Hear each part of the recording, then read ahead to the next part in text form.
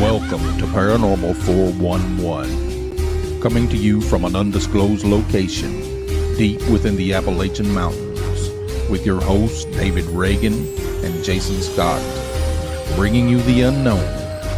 You're listening to Paranormal 411.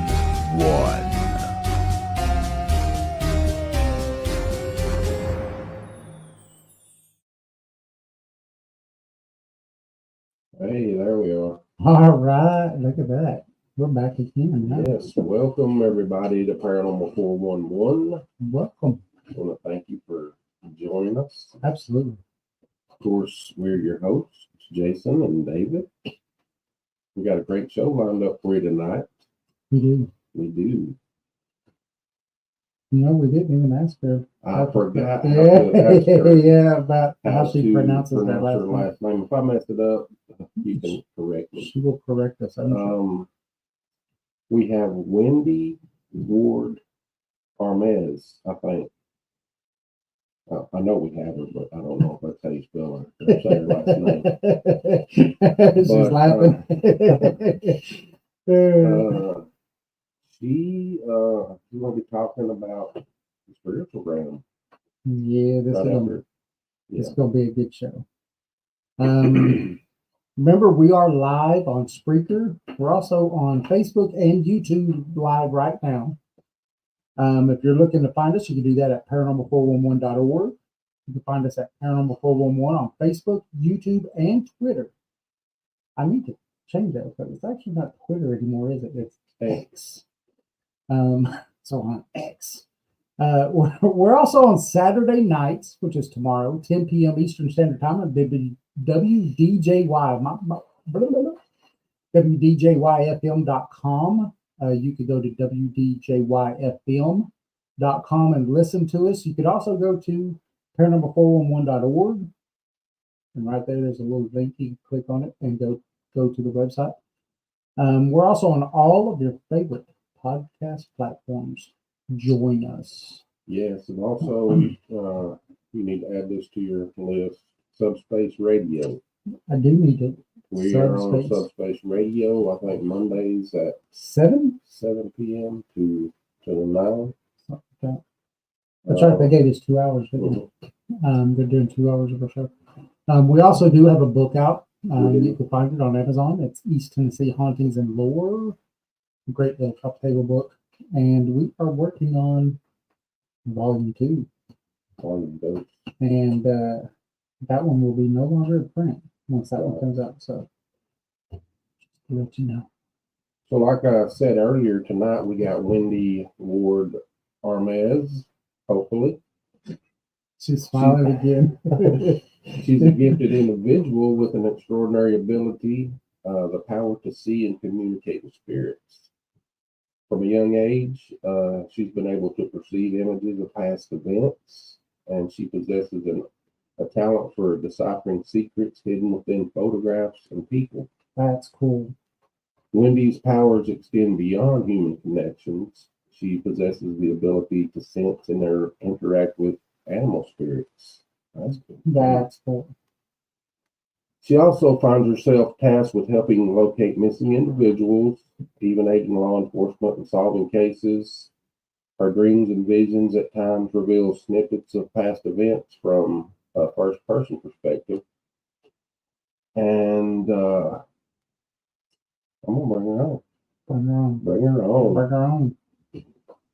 How you doing, Wendy? Hey, how are you? I'm fine. How are you? Good. Well, how bad did I mess your name up? Well, everybody says Armes, but it's actually Arms. See, we said it's either Arms or it's Armes, and we're going to... Yeah, it's Arms. Everybody does that, though, because of that E. Yeah. Wendy Armes. Yes. Yeah. Because we both were sitting there like, it's either going to be Arms or Armes. Yeah. I'm not psychic. I can't. That's hilarious. I love it. Yeah. It's fun. Mm-hmm.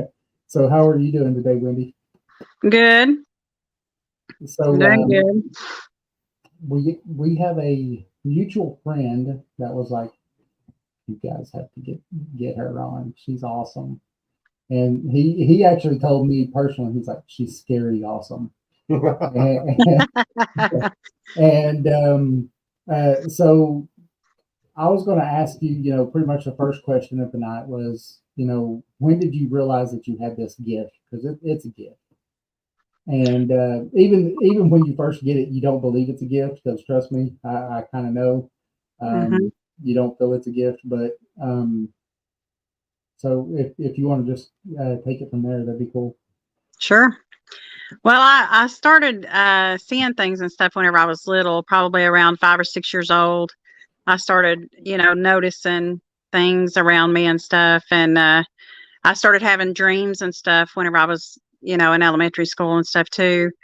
And I just, and you're right. It's, you don't look at it as gifts or anything. It's kind of like a curse, because you're always kind of wondering, because, I have thoughts that pop in my head, and I'm often wondering, is that a premonition that I'm having? Or, and it's always an iffy situation. And so, it's kind of like a curse. And some things, I see that come to pass, it's scary. A lot of things are, scary, because I see, I've had incidences where I've seen people's death way ahead of time. And it's, that to me is like a curse, because I don't want to see that stuff. Right. And the stuff, whenever I pass by people, like, if I pass by people in like Walmart, for instance, some people I'll get like a rush of like video images of things that they've done and stuff. And it's really, sometimes, my husband will say, "What are you looking at?" Because I'll just be standing there seeing this stuff. And he's like, "What are you looking at?" Whenever we first, met, he didn't know what to think about all that. So, I mean, he was like freaking out. He was, thinking I was, tripping out in a store or something. I'm seeing things, so I can't help that. Yeah. So yeah, I know what you mean about it's kind of like a curse thing. Yeah. That's the way I felt, growing up and seeing people just in my room at the age of 3. And then my mom would tell our pastor. And then I remember many talks. The pastor, I'd be 3, all the way up till, we moved from there. So I was 5, 6, 7, 8 years old. And him pulling me aside, because I'd had these, these things happening almost nightly. It was almost every single night. And me screaming, running around the house, and him pulling me to the side and saying, "Son, it's okay. It's a gift. It's a gift." And all I could think of was, "You want it?" Yeah. Just take it from me. I don't see it as a gift.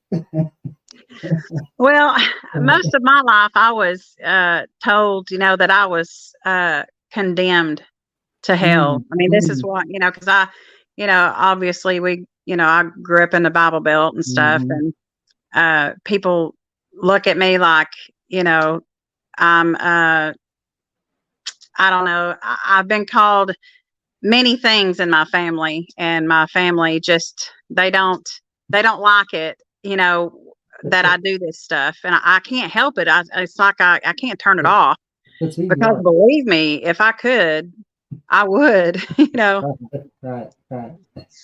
Yeah. I mean, that's the thing about it, right? I guess I was lucky that my mom kind of understood, and then even our pastor understood, and they didn't condemn it and say, "Hey, that's Satan talking to you," or anything like that, and so, I guess I could say that I'm, I was better off in those circumstances, because being in the Bible Belt, for those of people that are listening that don't understand, there's a lot of things that people will condemn you for here. So, yes. And very quickly they will too. So. Oh yeah, very quickly. We've been condemned for just talking about it. Yeah, for talking about it. When we first started this in 2012, we were called, you name it, and we've been called it. So Yeah. Won't even have to say it, you know. So, but I understand. I mean, I don't have nothing, you know, for what you do. I've just seen them my whole life. I've never had any of the other things, the premonitions or anything like that, and that's really fascinating to me. You know, especially with you working with law enforcement before on some cases and stuff. That's fascinating to me. How did that Yeah. start?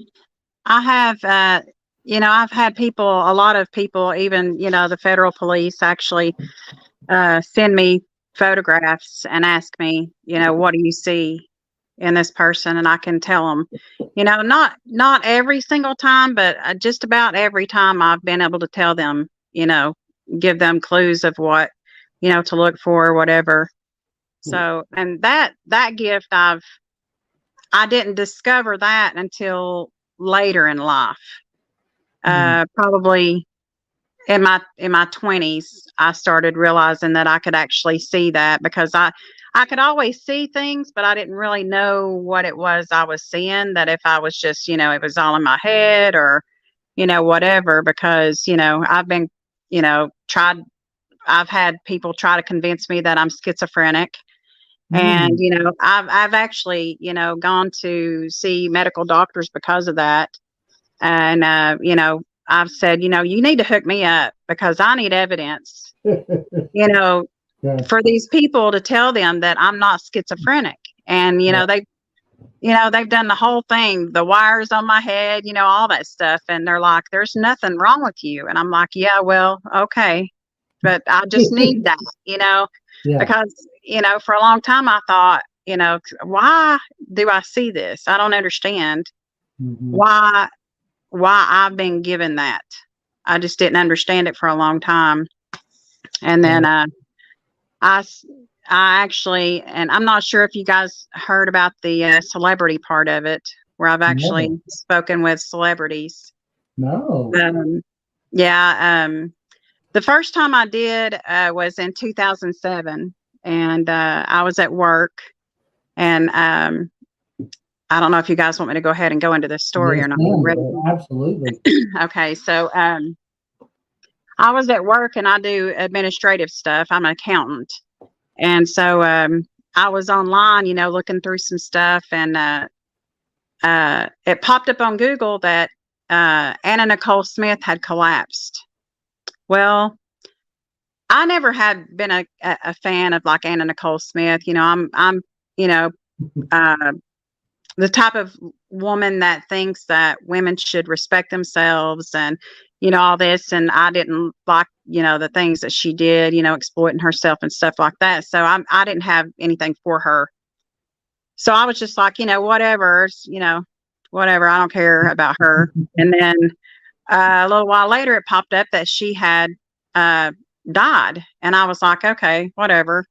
And I went on to work. Well, I don't remember my drive home that day. I don't remember my drive home or anything. I do, however, remember the dream that I had that night.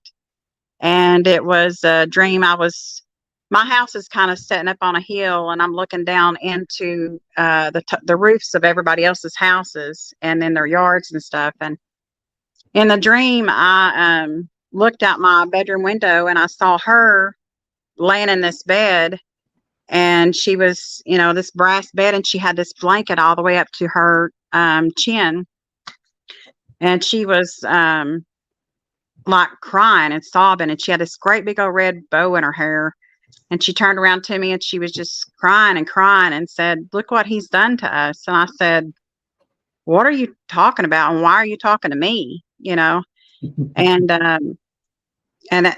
the weirdest thing, during the midst of this, Ozzy Osbourne, I know this sounds so weird, but Ozzy Osbourne is standing in the street and he's got rain just pouring down on him, and it's just on him, and he's singing "No More Tears." Well, I didn't, think anything about it. Then my dream flipped over, and I am in like a Disney World or something, and she comes up to me, and she's wearing this long dress that goes all the way to the floor, and it's split all the way up the side, and it's got spaghetti straps, and it's like that slinky material. And she comes up to me and she starts tattooing her image on me on my left side.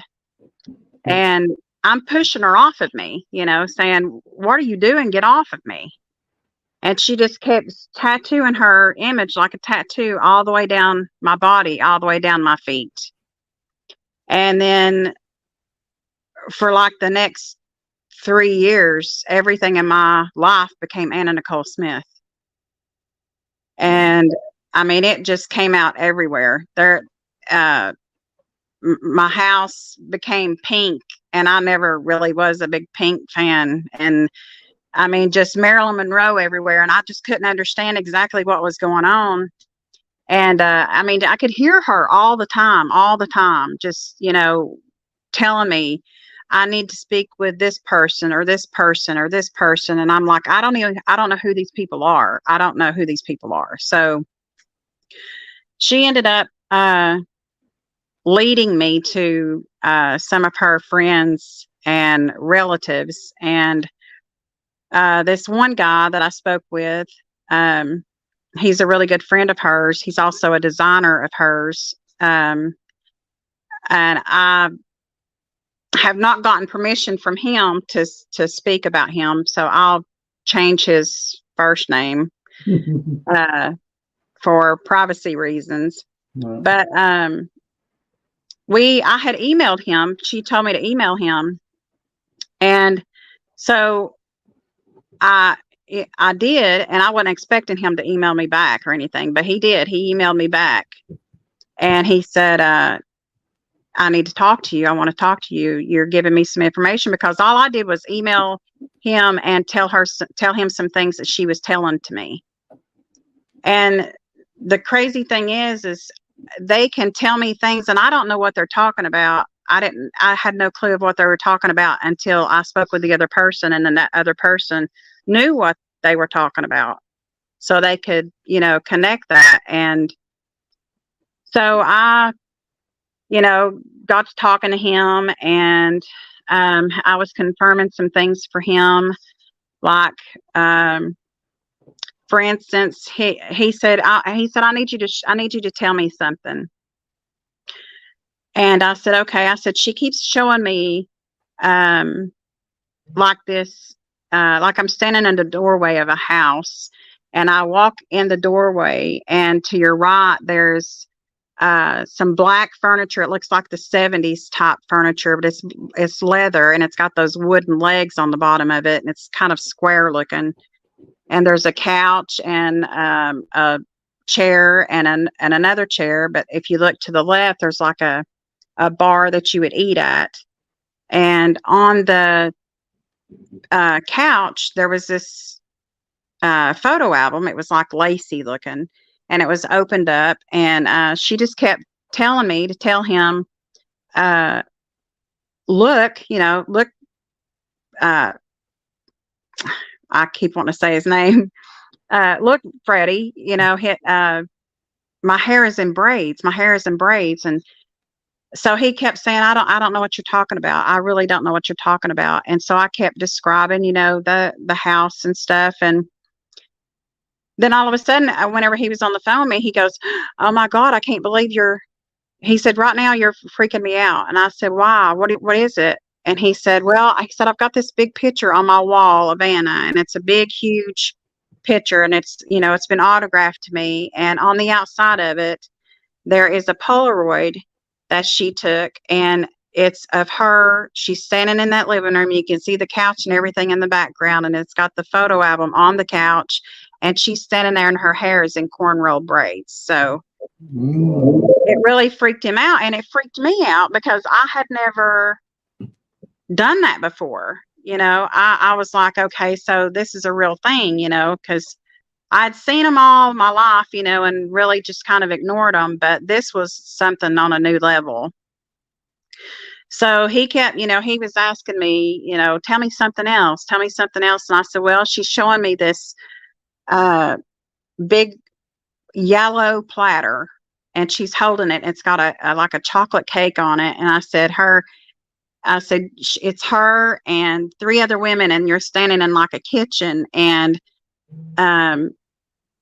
he said, yeah. He said, I know exactly what you're talking about. And I said, well, what is it? And he said, that is Anna's plate.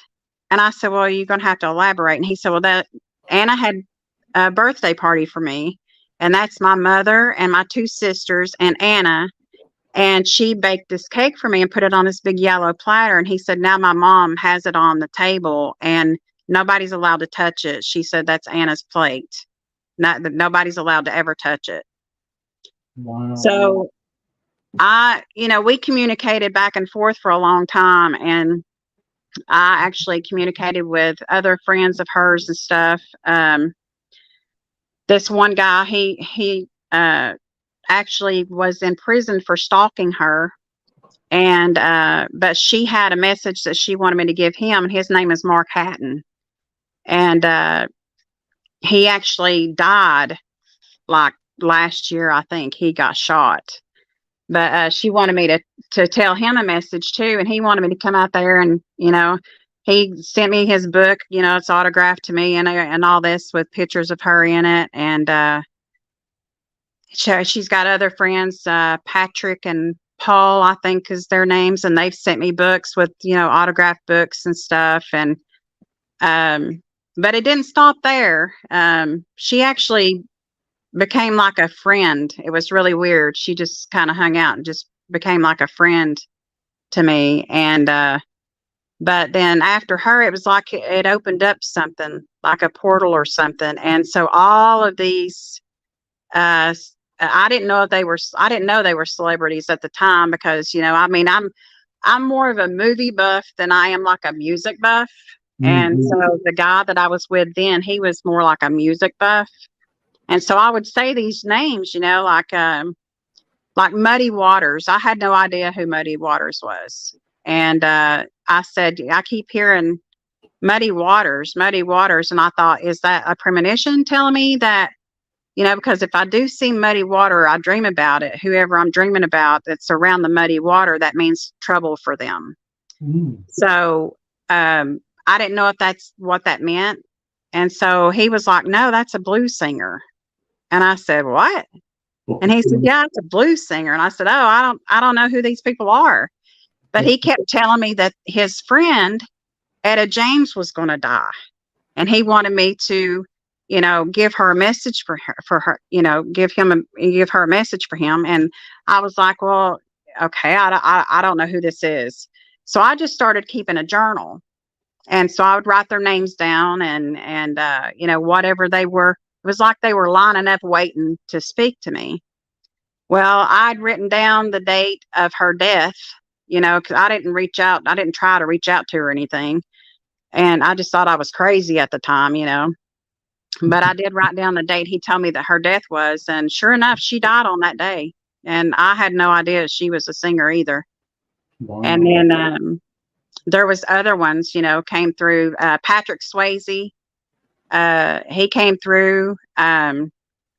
Let's see, Brian something from the Rolling Stones. What was his last name?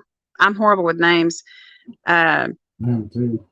But Jay Sebring, all the ones from like the Manson murders. Sharon Tate, I didn't know who she was. She came through.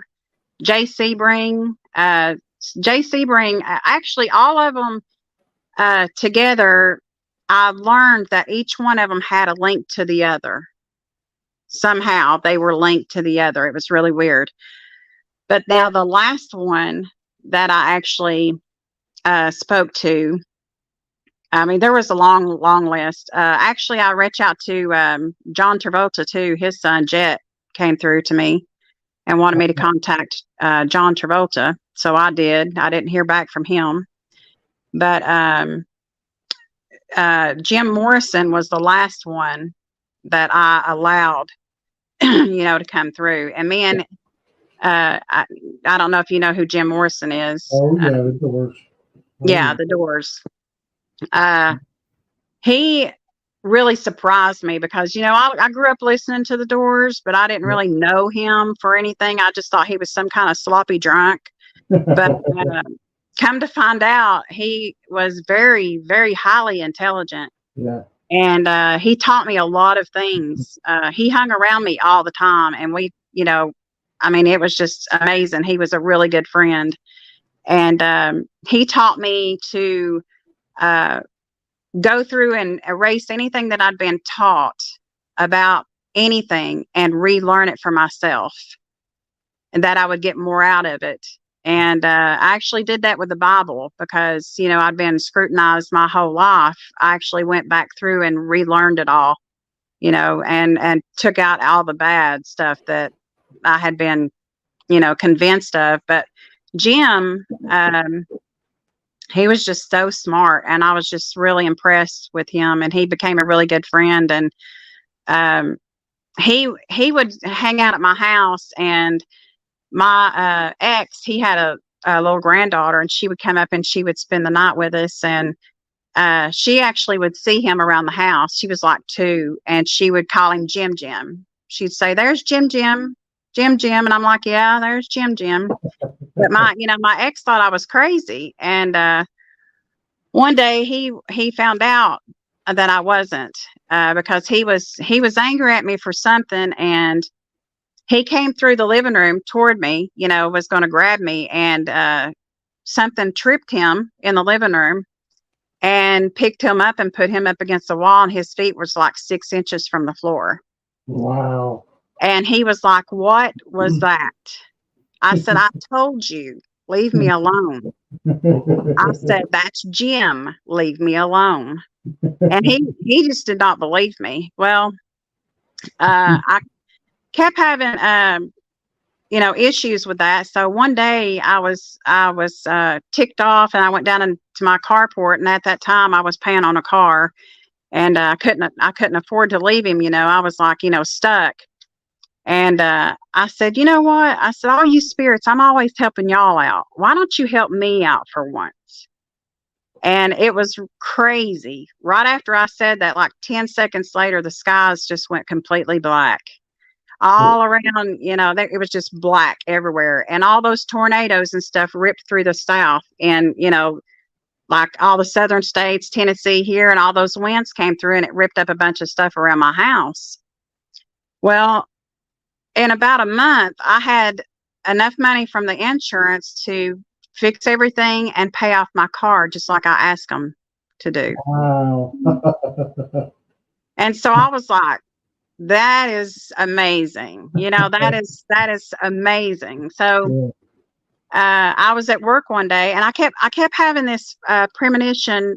I was hoping it wasn't going to be a premonition, but it ended up being one, that I was going to be going down Alcoa Highway, and I was going to hit somebody head on.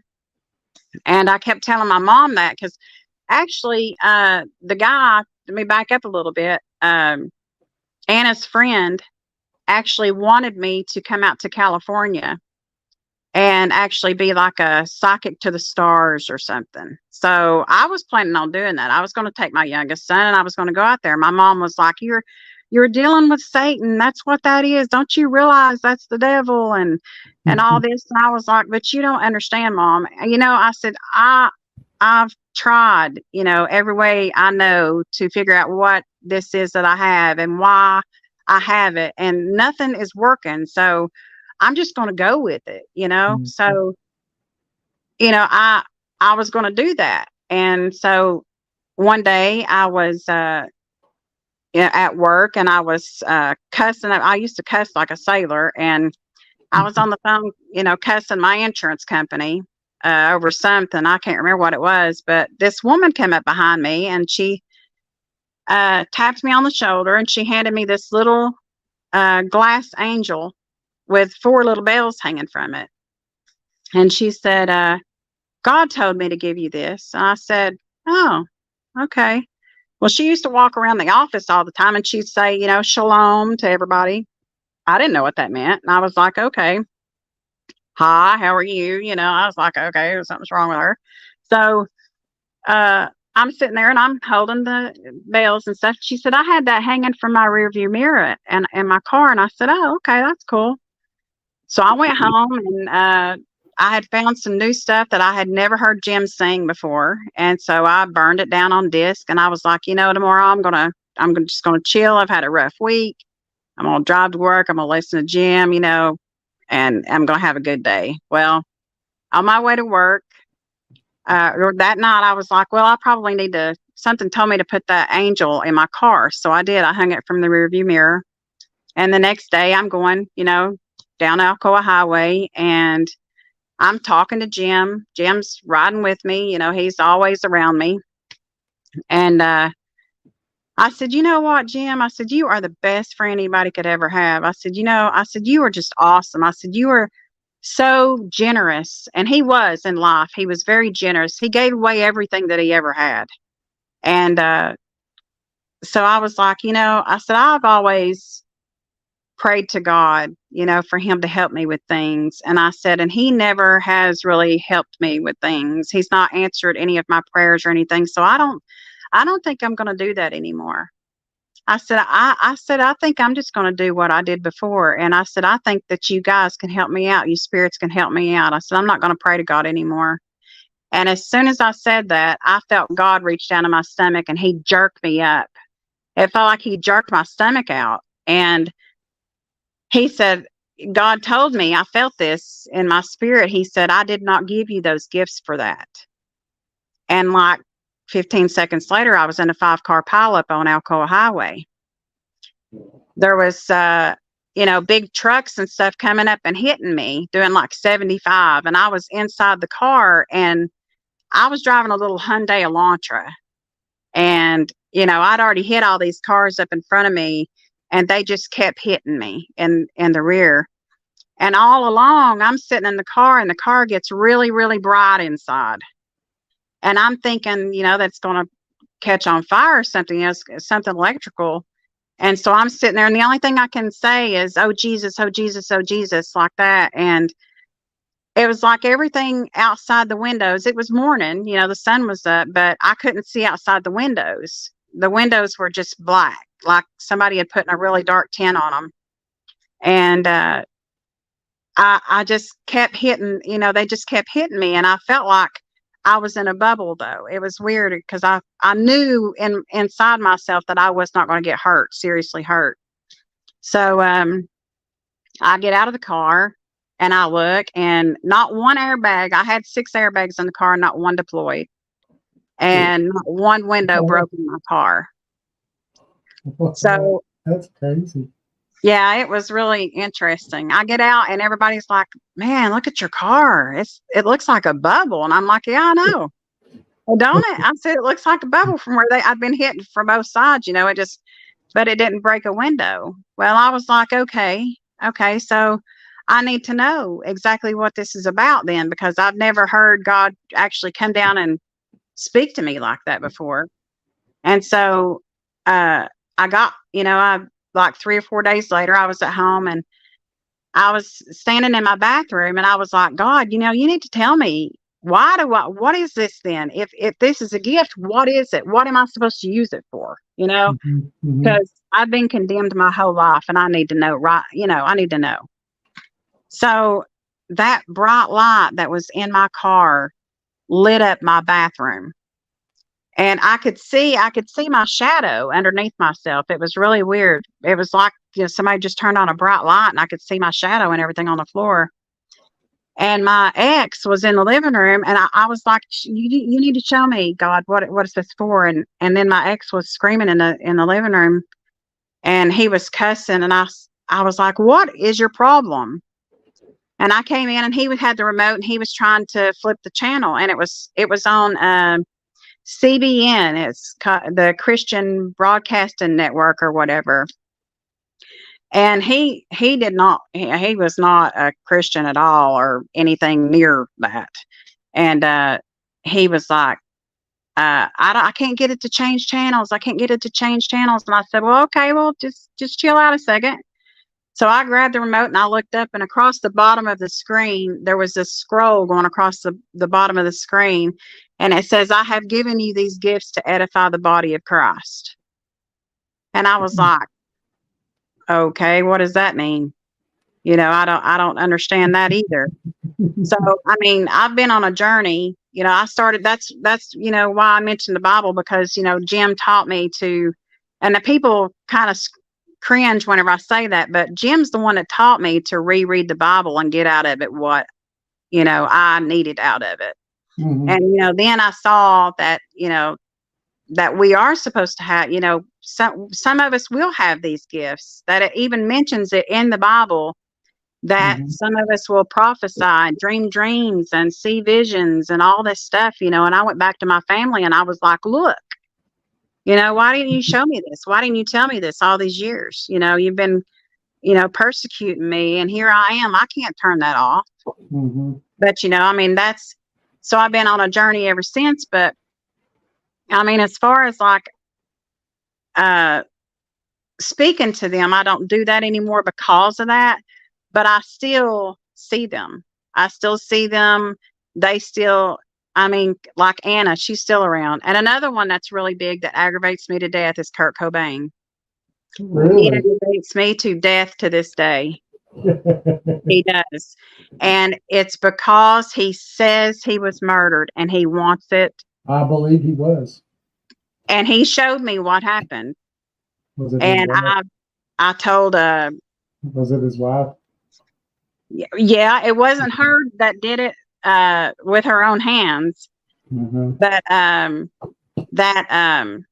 that guy Callie that stayed with them, he calls him Callie, Mhm. come up there and did it whenever they were in the garage, above the garage. He yeah, I just, you know his his ex-wife or whatever, I've heard that she does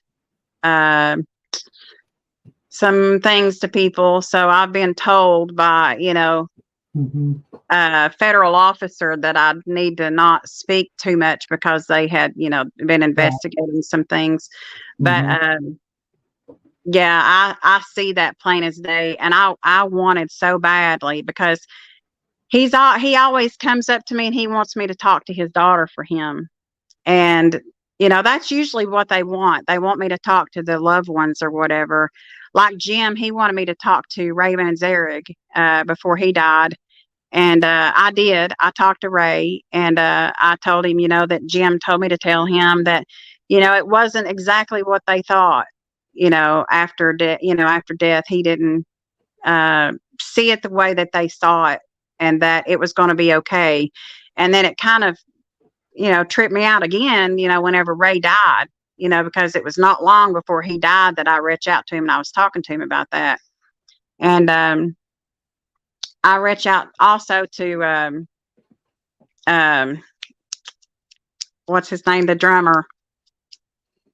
Can't remember the Mhm. drummer. John Densmore. I reached out to him too, and he didn't say anything back, but I did reach out to oh God, I'm so bad with names. The guitarist.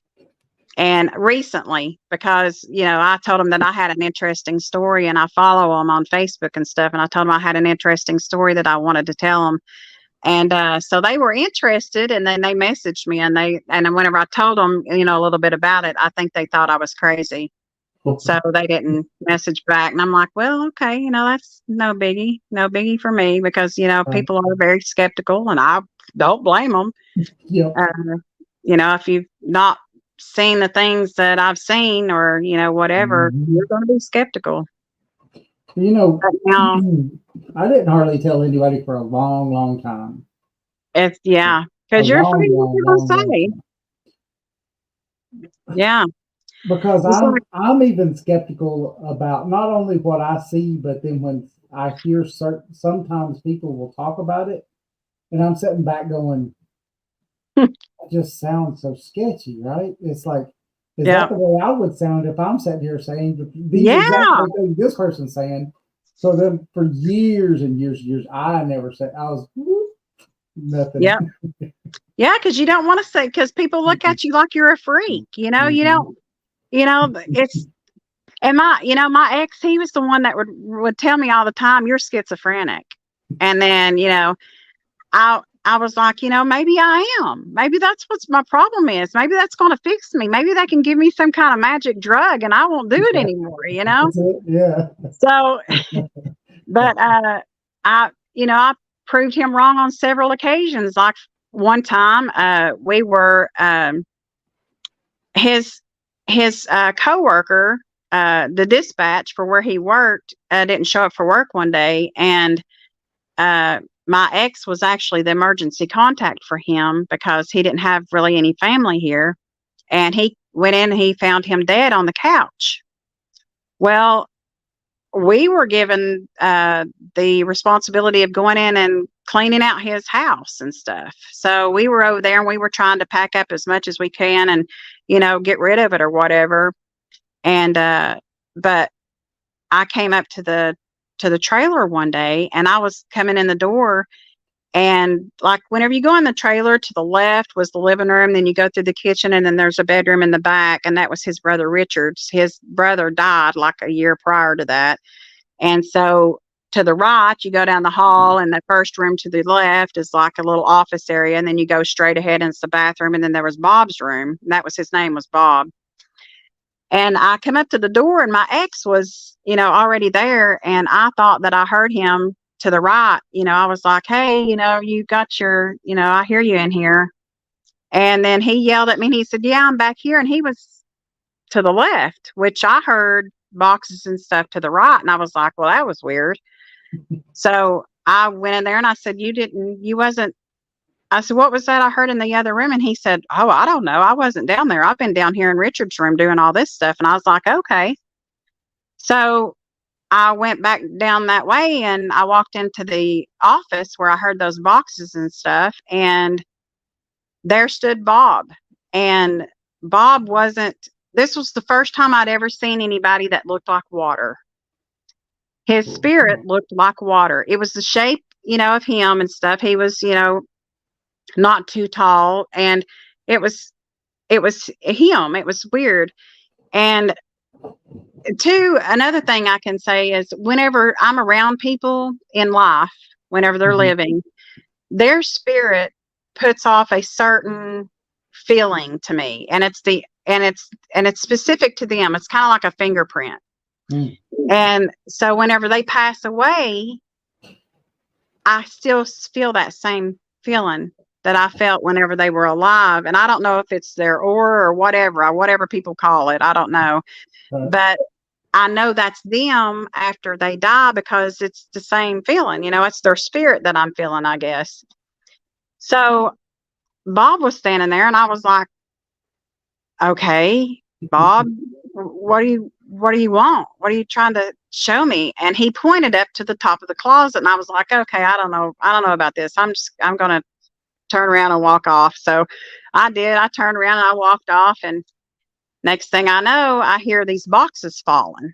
And I was like, oh crap, something's fell in there. So I go in there, and the box that he was pointing at in the top of the closet was actually down, and it was sitting on top of his computer.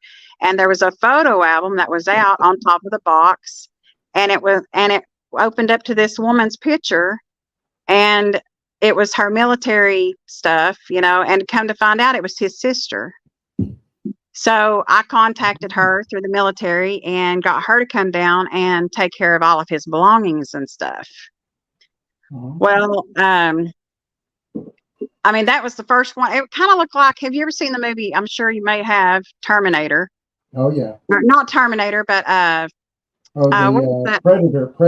Predator, that's it. Yeah. The way Predator looked, that's what he looked like. Okay. Yeah, he looked like that. You could tell it was something there. It was like a mass, Yeah. And what you're saying makes me think about dimensional things. I don't know. Yeah, shimmering. Yeah. Yeah, that's cool. yeah. It was very odd. I'd never seen anybody like that before. I've seen people since then like that, but never before that. And it's and another gift that I have, I can go and like stand in people's places, like things that have happened there before. It's kind of like they're still happening, and I can step into that space and I can actually feel it and see it. Mm. A friend of mine, whenever we first met, she kept telling me, she said, "You need to come out to my house. You need to come out to my house." And I said, "Why? Why? I mean, I'm like a homebody. Why you want me to come out to your house for? What's wrong with you?" So she kept wanting me to come out there, and I was like, "Okay." So one Christmas, I was going to trade her a ring for a guitar for my son, and she said, "Yeah, come out here." And I said, "Okay." And it was nighttime, and she lives out in Maryville in this big, beautiful house with all these great, big, beautiful windows. And she lives on like this, farm out there. And it's like kind of sort of like secluded. And so I pull up in the in the garage, and walk through the garage into the house. And all of a sudden I noticed that all the windows were open. I mean, there was no blinds or anything closing the windows. And I felt like there was thousands of eyes staring at me. Ooh. And I said, "Lisa, do you feel that?" And she said, "What is it that you feel?" And I said, Do you have like a lot of neighbors or something?" And she said, "No. What is it that you feel?" And I said, "I feel like a lot of people staring at me." And she said, "That's what I wanted to see if you would feel." And I said, "What?" I said, "Are you setting me up?" And she said, "Well, I wanted to know if you felt that because, of your gifts and stuff." She said, "Me and my sister have always felt like we were being watched out here." And I said, "Yeah, it's kind of intense. It was making, my hair stand on end."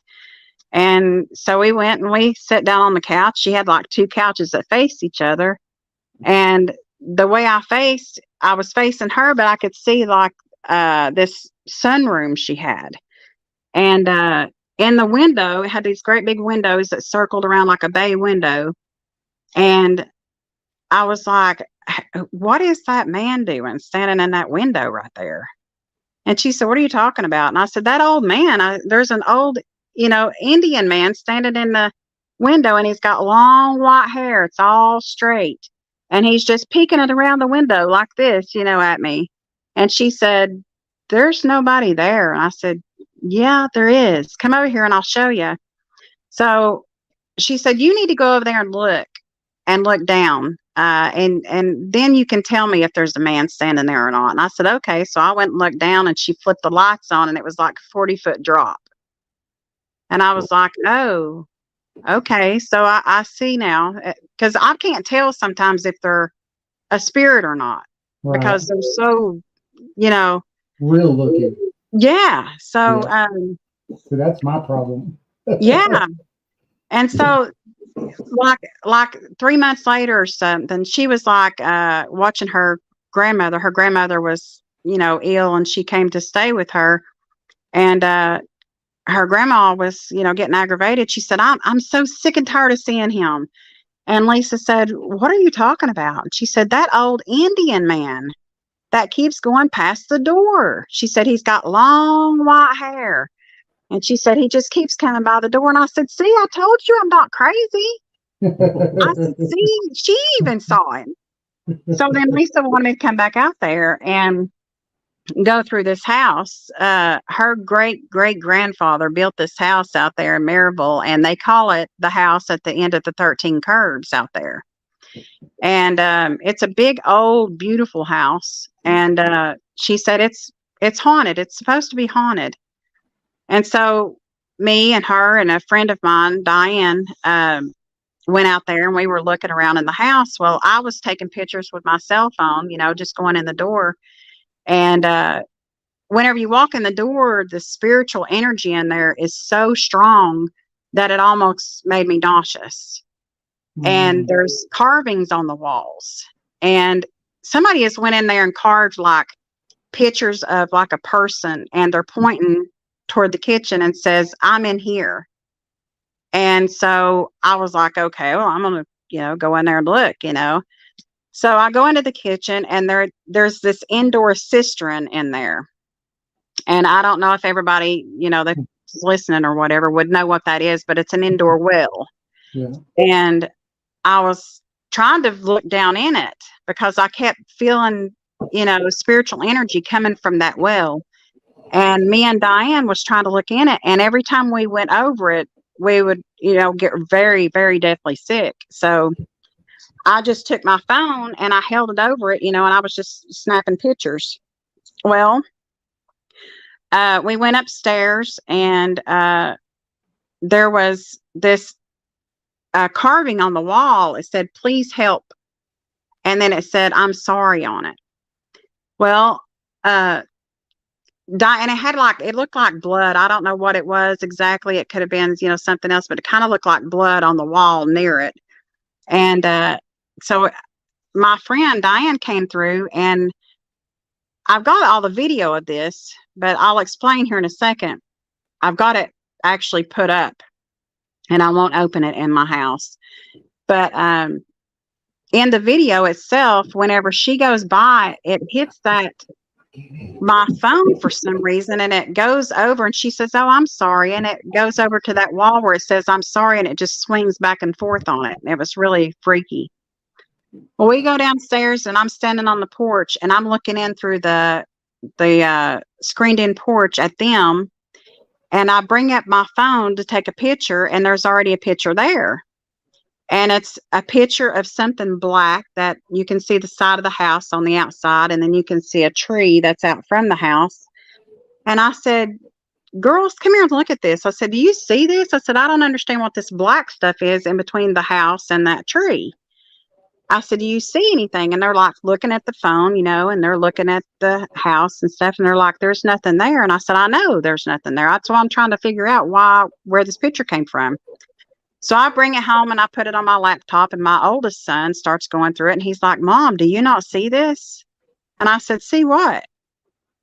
And he showed me in between the house and the tree, that black mass is this thing standing there, and it's as tall as the house, and it's got this black cloak on. And you can see its face, and it looks very angry, and it's got its mouth wide open, and you can look over to the tree, and on the tree you can actually see its fingers wrapped around the tree, and down at the bottom of its cloak you can see all these faces down at the bottom of its cloak. And I was, that gave me the creeps. And then I was showing him the pictures of the well, and they looked black to me, and he said, "Well, if you go by them pretty quick, you can see that same face that's twisting around and around, and it just turning around and around inside that well." Well, after that, I came home, and after I'd went over to my friend Lisa's house, I came home, and this was that Christmas.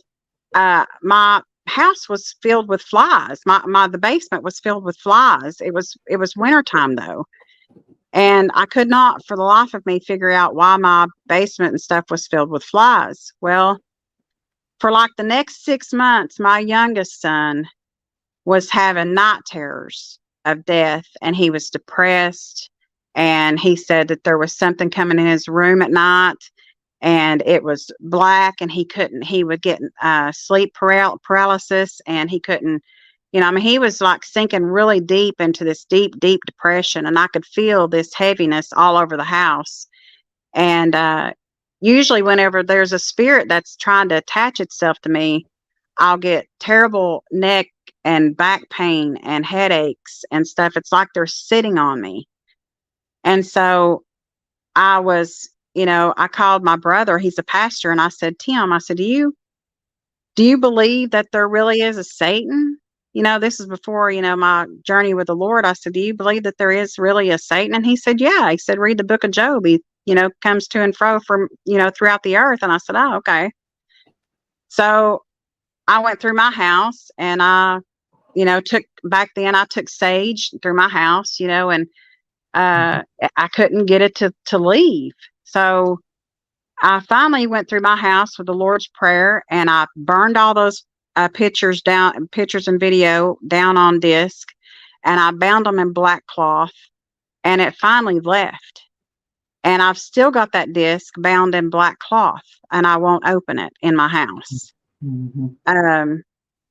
I'm scared to, because I don't, and she wanted me to go back over there, and I refused. And some other people, like this guy John, he's got a YouTube channel. I can't remember what it's called right off the top of my head. But he wanted me to go take him back over there, and I'm like, I don't know about that, because that was a really dark thing that I brought home. Right. And it's, That's the thing with anything like that. You can bring stuff like that home with you. yeah, And if you're not careful, it's hard to get rid of. yeah. It's funny though, listening to what you're talking about. We just went to, what was it, Chickamauga? Yeah, Chickamauga Battlefield. About a month ago. Yeah. Ah, Yeah. So was it about a month ago? Yeah. And what's funny about it is that I've always been able to see things, and I've had the ability to kind of feel something, but Yep. not really. So when we got there, I felt this heaviness. Just it was heavy, and so we started taking a tour, driving around. And at one point we stopped, and I was getting out, and I was going to do an EVP session. So I started the recorder. I walked, what was it, Jason, 5-10 feet from the truck maybe. And I felt like 100-pound weight was put on my shoulders. And I felt like I wanted to throw up, like I Yep. was sick. And I walked all the way out to this marker thing, and then all the way back. And when we got in the truck and we started driving back off, the weight started lifting off of me, but the sickness didn't leave me until we left that battlefield. Yeah. That sickness stayed the whole time. So it's funny when hearing someone else talk about those things and how it made them feel, and then correlating it to feelings that I've had some weird feelings about places before, but nothing like when we went to Chickamauga before. Mm-hmm. I've never had anything like that happen. And we went down this one trail, and off into the woods, I saw a Confederate soldier. He looked like he took his hat and he was sitting there waving it like this, like come here or something, And it was weird. It was just one experience after another the whole time I was there. I'm surprised that you didn't actually see battles. Yeah, I didn't. Now I did swear I heard the cannon go off. Yeah. Once, and stuff, but yeah, I don't know. It was amazing. I even heard. Jason heard a horse. I heard a horse that how they do. Yep. Blowing out their mouth and stuff, and we had a lady with us. She's a medium, and she said there was like a lot of horses killed there. It was crazy, but I know I heard a horse. Yeah. You probably did. Yeah, because too, whenever and this, you may feel this, like if I'm around someplace that there's spiritual activity, it tends to multiply and get really, really strong, and other people can feel it and sometimes hear it whenever they're around me, because it just kicks in like overdrive whenever I'm, around. I used to, whenever I was little, we lived next to a cemetery, and I would walk through the cemetery because I don't know, I felt things there and stuff. So as I got older, me and my kids, I used to do what I called a Halloween fest. And we would drive around, and I would take them to different cemeteries, and they would record me, and I would walk around in the dark on the cemetery, around the graves, and I would describe to them what I felt, if it was a woman or a man, or if I picked up names or whatever. And then they would go behind me, and they would look at the tombstones and stuff, and tell me whether or not I was right or not. We would go ghost hunting, and we did that every year. The kids still talk about that to this day. They still want me to go do that. Mom, can we do that this year? That's So cool. yeah, we did it every weekend in the month of October. We would do it all the way up to Halloween. That does sound fun. Yeah, it really was. It was fun. Yeah. So, do you have time to stay with us a little longer? We're going to take a quick break. Yeah. And I'd like to get to the animal spirits. Sure. That's interesting to me. Awesome. So we'll be back with you after we take this break. All right. All This is an awesome right. conversation. It is. Awesome. Wendy Ward Armes. You said it right that We time. did. Hope everybody's enjoying the show. I'm enjoying the show. This is awesome. Remember, we are live on Spreaker. We're also live on Facebook and YouTube right now.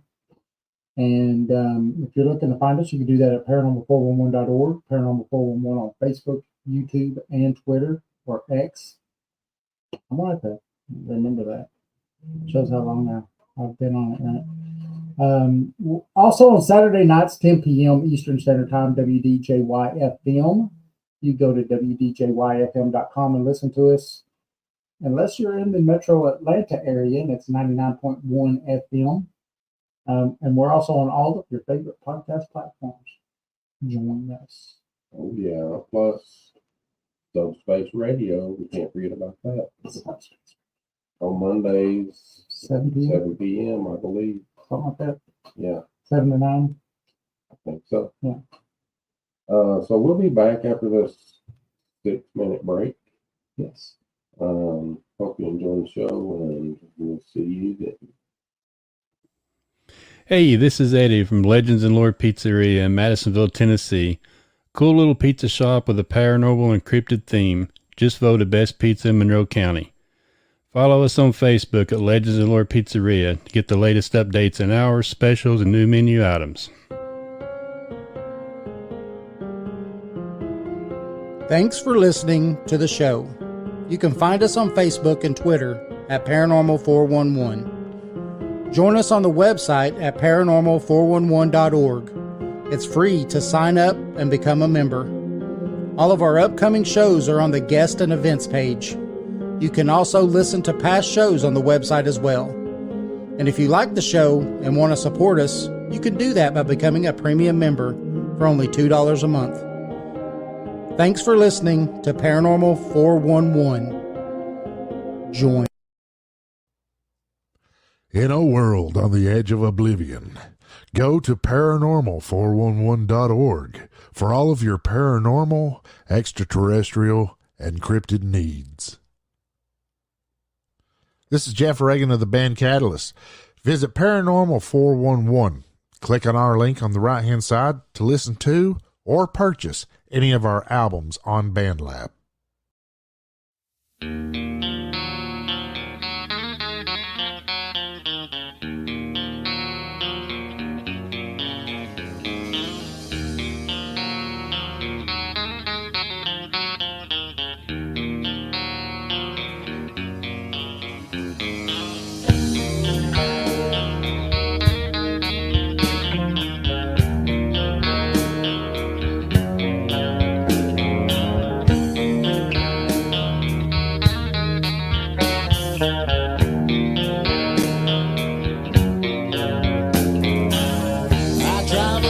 This long and winding road, it takes me further from my home. Where it leads me, I may never know. My only purpose is to roam, never knowing what the day may bring. Less traveled is the road I'm on. Maybe one day I will change my ways. Till then they call me vagabond.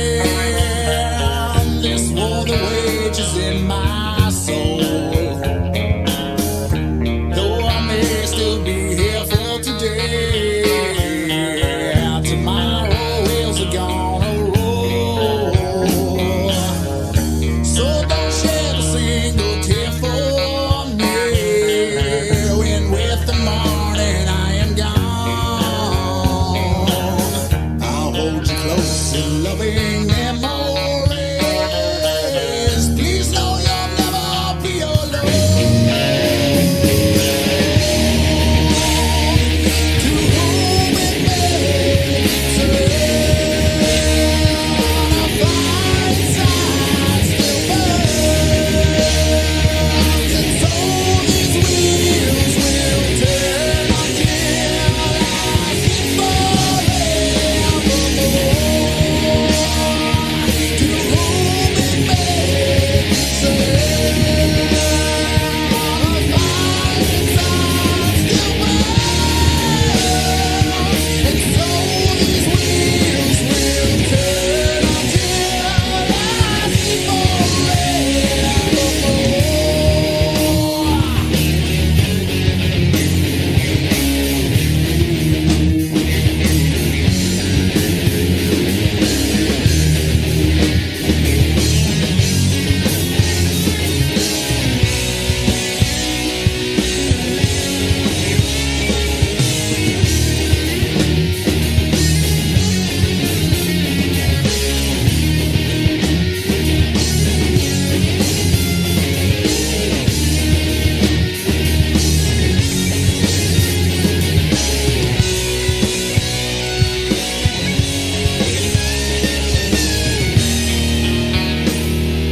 Will I ever learn why I burn? To whom it may concern, a fireside still burns, and so these wheels will turn until I sleep forevermore. To whom it may concern, this fire still burns. Yeah, so these wheels will turn until I sleep forever. Burn until I sleep forever. Learn until I sleep forevermore.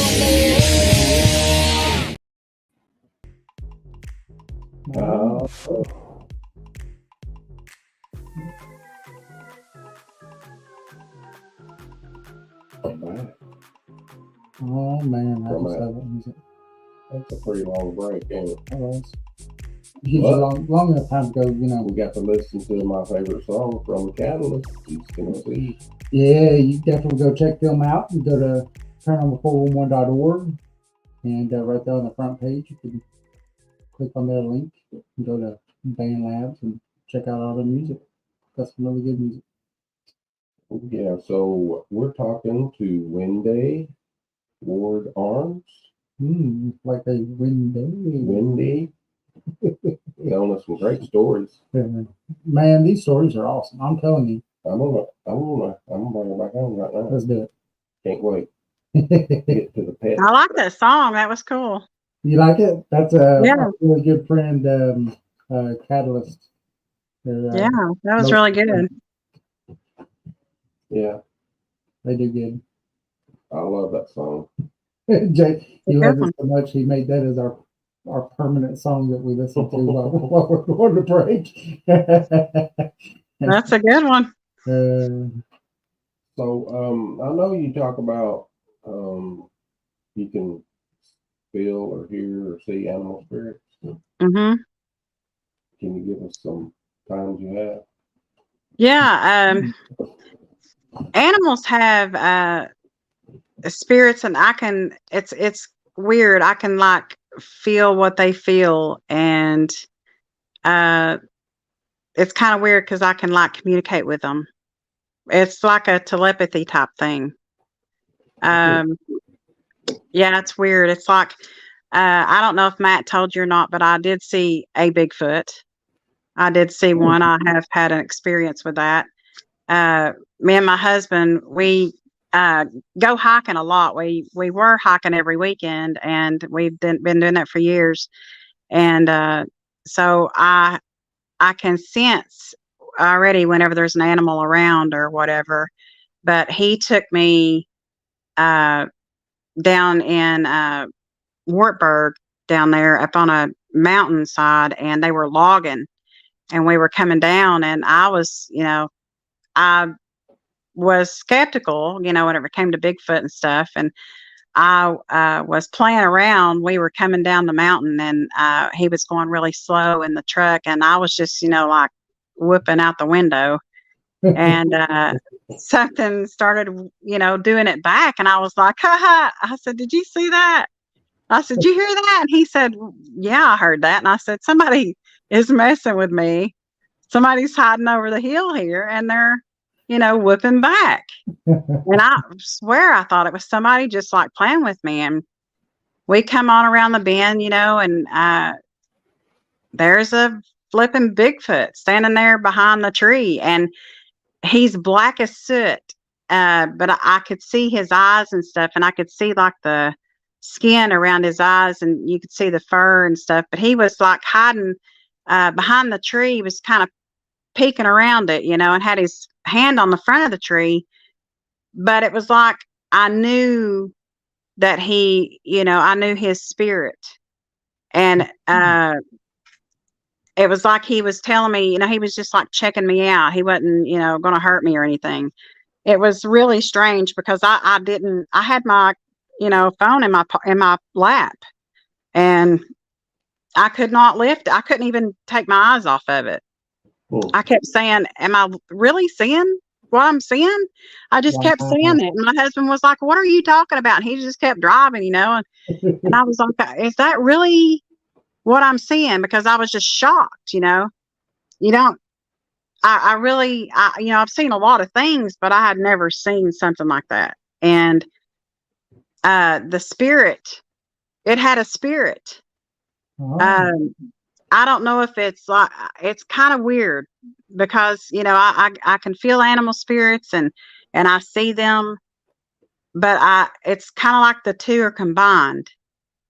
It's really strange. It's like a animal spirit mixed with a human spirit or something. It's weird. But now we've been in the woods before, and I can feel danger, and I can feel like I'm prey. I can, because not long ago we went hiking up in Kentucky, and I wanted to go. This was on Halloween, actually, because I like to do things that's like that. I wanted to go to Daniel Boone National Forest, where Dogman is, because I didn't really believe in Dogman, but I've been listening to a lot of things, and we were down at we were in Tennessee one day. And well, that's where I'm at now. But we were hiking in Colditz Cove down Northrop Falls, and we were coming out, and we heard this undescribable howl, and it made the hair stand up on us. And he was like, "Oh my God, did you hear that?" And I said, "Yeah, I heard that." And I automatically just my blood just ran cold all through my body, and I felt like I couldn't move. My legs just turned to jello, and I couldn't move. And I was trying to get my, anything I could to record it to see if I could get it to come back again. And so I came home and I tried to find that sound, and the only sound that I could find that matched it was Dogman. And so that intrigued me, and then I started thinking, because I've got the gifts that I have, and I've been told so many times by spirits that I'm like a light in the darkness. I'm like a beacon that they flock to, like moths to the flame.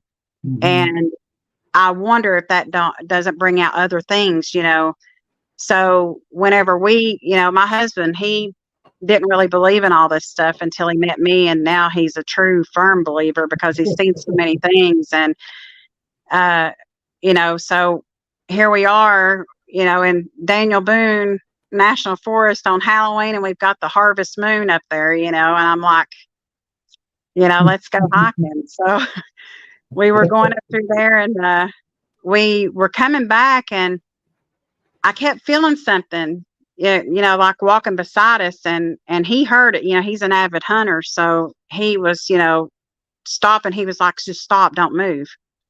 And I looked down over the ridge, and there was this black thing. I saw these legs, walk up, but all I could see was the legs, and it was black. And I was like, I'm running. I want to run. I'm going to run. And he said, "No, don't run, because it's going to, come after you or whatever." But we see things like that a lot. And I've actually got it on video where we went to Big South Fork, and we had Sasquatch actually throwing rock at us. And I got that on video. Really? Yeah. And we actually, we were staying up there in a caboose, and it's this Karen's caboose up there. We like going up there because it's kind of private, and it's right across from Pogue Creek. And it's like one big long caboose. You've got the living room's like section, and then the kitchen, and then you can go to the bathroom, and that's the only place where you can shut a door. And I was in there, with the lights, on, and I felt something staring at me through the window. And so my husband's asleep, so I'm trying to be real quiet, and I get up and I walk over, and I thought I saw my reflection in the window because there was no curtains on the windows because, it's out in this middle of this big field. And so I go over there to dim the lights, and I can still feel it. And I get this really creepy feeling. And so I run to the bathroom, and I shut the door, and I flip the light on in there. Well, whatever it was came around the side, and I can still feel its energy or whatever. And it's coming around the back of the caboose, and it starts clawing at that door, trying to get the door open on the back of the caboose. So at this point, I'm freaking out, because, I didn't know what it was. Right. And because it was that same energy that I felt whenever I feel these, that scary feeling that I get off of some of these Bigfoot that I see, or that I, feel in the woods and stuff, because some of them are not nice. I mean, they're not, they're out to cause some harm or something. I don't know exactly what it is, but You think they're territorial? Is that what it is? Or I think so. I think that they are. I think that they're like humans. They all have their own personalities and stuff. But my husband heard me, kind of panicking, freaking out, and it woke him up. So he gets up, and we flip on the lights, and I look around the side of the caboose, and there's something walking around the back of it. And so, I mean, we've had a lot of experiences like that. And the next day I get out, and I'm trying to figure how tall the windows is, from the ground. And they're like 9 to 10 foot tall from the ground, so whatever that was, I mean, it had to be really, really tall to be looking in at me. And I know that it's there because I can feel it. Mm-hmm. And I can feel what it's feeling, if that makes any sense. Like, Oh, so you could tell like how its intent, like if it's mad, if it's yes. yeah, gotcha. Wow. Yeah. Same way I can with like, spirits. Like if I walk through a cemetery, I can tell by the way I feel if how the person died sometimes. Like if it's a sorrowful death, or, a really bad, or if it's a peaceful death or whatever.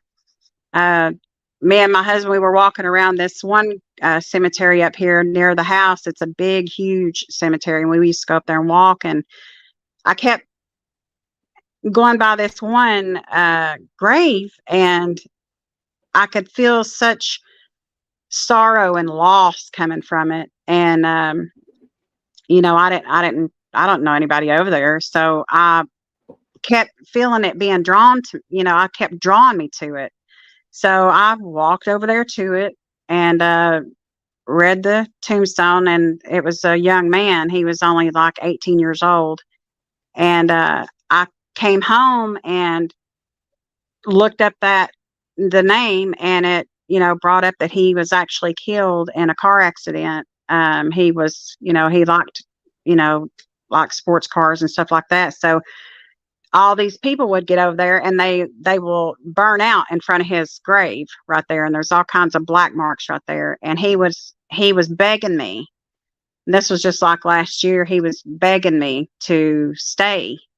And I was like, no, I'm not doing that anymore. I'm not talking, because I don't think God wants me to do that. So I'm trying to avoid that at all costs. I'm trying to stop talking to them.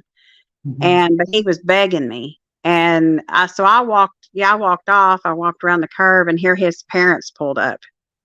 And, I didn't know it was his parents, but he came to me and he said, that's my mom and dad.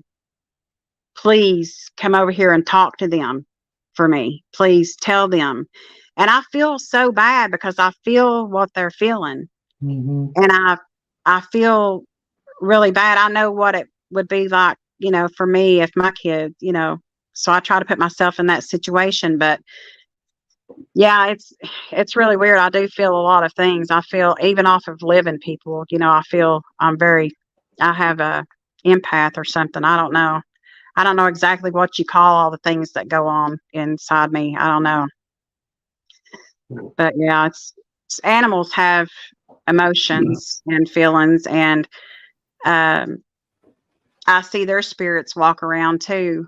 And like I've had, pets and stuff pass away, and I can see them walking through the house and stuff. So yeah, the only thing that I think I've ever seen that didn't have a spirit in it was a fish.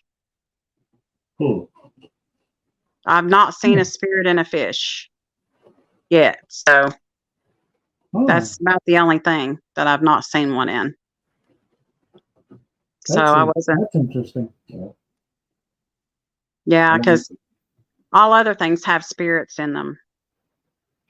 You were talking about the Bigfoot feeling kind of different to you, that you were seeing like the spiritual side and the emotions of this world. I that kind of makes sense to me, because I believe that Bigfoot crosses in through dimensions. Yeah. It kind of does make sense.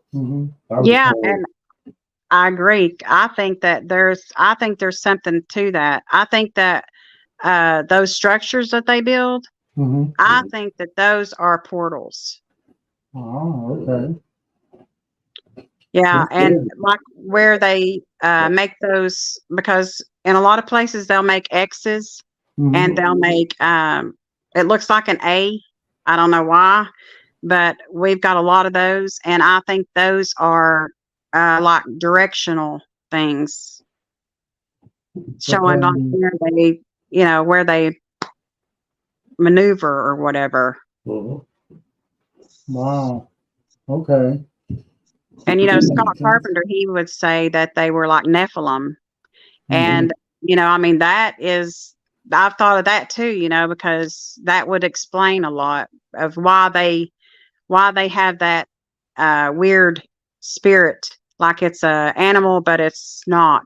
It's like a human too, and in the Bible it describes angels, and very, very strange. I mean, they've got different, so many different heads, and all these different eyes, and they're like very, strange beings. And Nephilim are supposed to be fallen angels. So I don't know if that's what that is or not. Right. Yeah, I think maybe one day we'll know all this. I always say when we die, we'll know a lot more than we do now.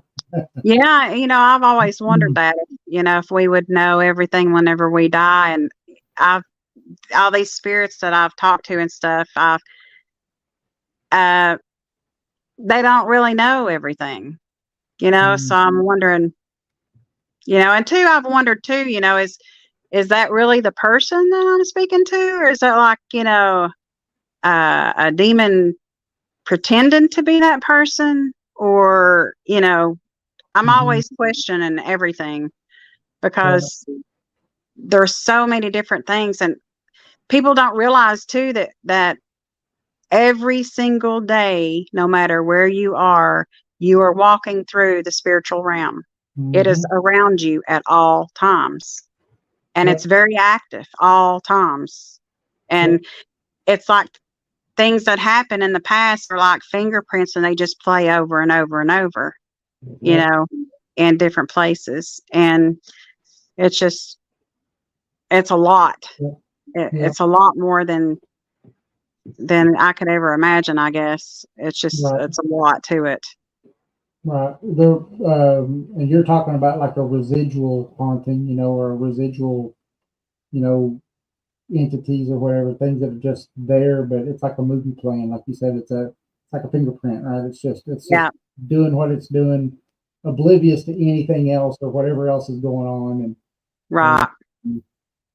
for It's like me, layers of, uh, like if you were to, it's like slices. This is the way I see it. I see mhm, our world, which we actually, everything that we touch and everything, I don't believe is really, it's not really, I mean, right now it seems real to us, but really it's actually, everything is made out of energy.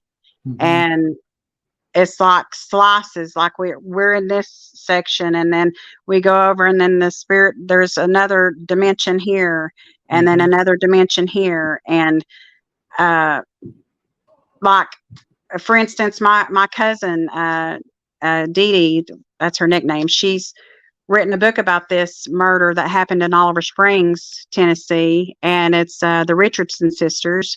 And I had never heard of it before, but there's a real wealthy family down there. They lived in this big, huge, big, beautiful mansion down there, and it's been a mystery for years how they ended up getting murdered. And there was this black boy who went down there, and they called him Powder, uh, and he would help them and stuff. Well, the murders got blamed on him. Uh, well, she wanted me to go down there and stand on the property to see if I could see anything. And she, I told her, I said, don't tell me anything. I don't want to hear anything. I want to mhm, see what I get whenever I step on the property. right. So, her daughter was actually doing a gig with PBS, and so she borrowed some of their camera equipment, and she followed me around down there. And I just walked through. I mean, it's kind of like I'm walking through a dream or something. And but I see all the things that's going on around me, and sometimes I see it in first person. And whenever I went down there, I could see, that I was one of the sisters, and I had walked uh, to the kitchen sink, and I was washing dishes, and I heard a uh, gunfire upstairs. So I turn, and I get a pain in the back of my head, and I'm standing there, and I'm like, I'm feeling a real bad pain in the back of my head. And she says, yeah, she was shot, and she was shot in the back of the head. I was like, Mm, okay. So then I turn around, and I can see the stairs going up, because there was like many different levels of stairs going up this house. And I can see the other sister coming out of she was in the bathtub. This was Gone with the Wind was coming out on in the theaters. This is how wow. long ago it was. And Wow. they were dressed up. They went and bought them new dresses and stuff to go see Gone with the Wind that night. And so she was getting out of the bathtub, and the man that was upstairs grabbed her by the hair of her head, and she had her hair up, and she had all these bobby pins in her hair. Well, he just kept beating her all the way down the stairs, and these bobby pins were just flying all over the place. And so the boy comes in, Powder, and he looks up, and that guy just points the gun right down at his head and shoots him right here, down like this. And my cousin was just flabbergasted that I had told her all this, because she'd been doing investigating, to write her book and stuff, and talk to the the police and stuff. But I was saying the names that they kept saying, and it's prominent people in town that are, in government. And so her aunt wouldn't let her publish it. I mean, her mom wouldn't let her publish it. She was like, no, no, no, because there's been people that's come up missing because they know that information. And so she was afraid, that me saying all these names, was going to cause her to get killed or whatever. So, but yeah, I can go stand in places and see all that stuff. It's really cool sometimes to do that. Sometimes it is. So did they rule that as a murder suicide then, because Powder got killed also, or? They they said that, I guess they were thinking that he had shot himself, but there's no way that he could have, because I mean, the bullet went down like this, so you're not going to hold the gun up like that, and shoot yourself. Right. So, but she went back and told the officer that she'd been interviewing about it, and he was like, "Yeah, she's right. That's the way we see it. That it happened. That there was, bobby pins and stuff all over the floor. There was, as the stairs come down, there was a landing, and then the stairs would go on down. There would be another landing, and there was bobby pins all up and down. Each one of those landings, it was covered with bobby pins, and so, I used to like going and doing stuff like that to see, what I could see. But then, I started bringing stuff home with me. And so that's a thing, trying to stay away from that as much as I possibly can, because that can be difficult. Yeah. Yeah. If something comes in and it takes you a little bit to get to know that it's there, it could be hard to remove. It could be hard. Yeah, and they're kind of sneaky, aren't they? They like to hang around kind of like in the background and let you get comfortable, and they'll start doing little things to start with, and then it'll be bigger things. Yep. And you'll be like, oh, that I must have, misplaced that and set that there. But no, in all actuality, they're moving it. Yeah. Before Jason and I went to do this show, what was it, in 2012, before we even started ever doing this show, well, we might have been doing this show, actually, because this wasn't that long ago. This is about 9 years ago, maybe 8-9 years ago. There's a little girl that was getting, something was visiting her every night. And it kept screaming at her, telling her to kill her sister, her older sister, actually. So I had her draw a picture for me. And I don't know if you're familiar with black-eyed kids. The phenomenon. Kind of looked like that, a black-eyed kid. But she drew it with its mouth open, like it was screaming at her. And it had rows of teeth like a shark. And so me and my wife at the, well, not at the time, me and my wife now, but we lived across the street from them, and they were kind of friends of the family. And so I went over there and was going to do an investigation. And I think I found where it was. It was in her room, and it was a piece of furniture that they had gotten secondhand. And I told it, I said, I know you're here. I'm going to get rid of you, and you're going to stop bothering this little girl. I said, I'm not going to put up with it. And so I had the picture. I folded it up, and I was going to take it to work with me and show Jason, because at the time Jason and I worked together.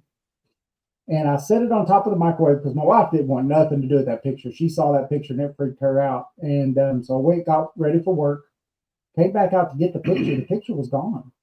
It wasn't there no more. And I was like, okay, where did you put the picture? She's like, I ain't touching that picture. And so I started looking, and above the microwave was some cabinets. And it was setting up on that second shelf of the cabinet, on some dishes up there. And so, and it was only the wife and I at the house at the time. And so I grabbed it, took it to show Jason and stuff, and said, "Hey, we're going to go back tomorrow." You know, the family gave us permission to come back tomorrow and do another investigation. And so got home that night, went to bed. Now, in this house that we was renting at the time, the all the alarms, the smoke alarms, were wired into the house. Mhm. And so we had one right outside of our bedroom. And 3 o'clock in the morning, this alarm right outside our bedroom, no other alarms going off, just the one outside of our bedroom, just starts just whop, whop, whop, just going off. And I jump up, open up the door, and run out the hallway. As soon as I walk out the hallway, it turns off.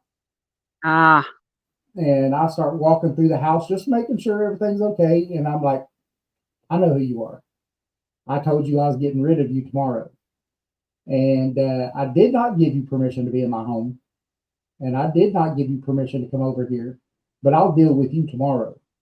And you have to leave," is what I told him, or whatever it was.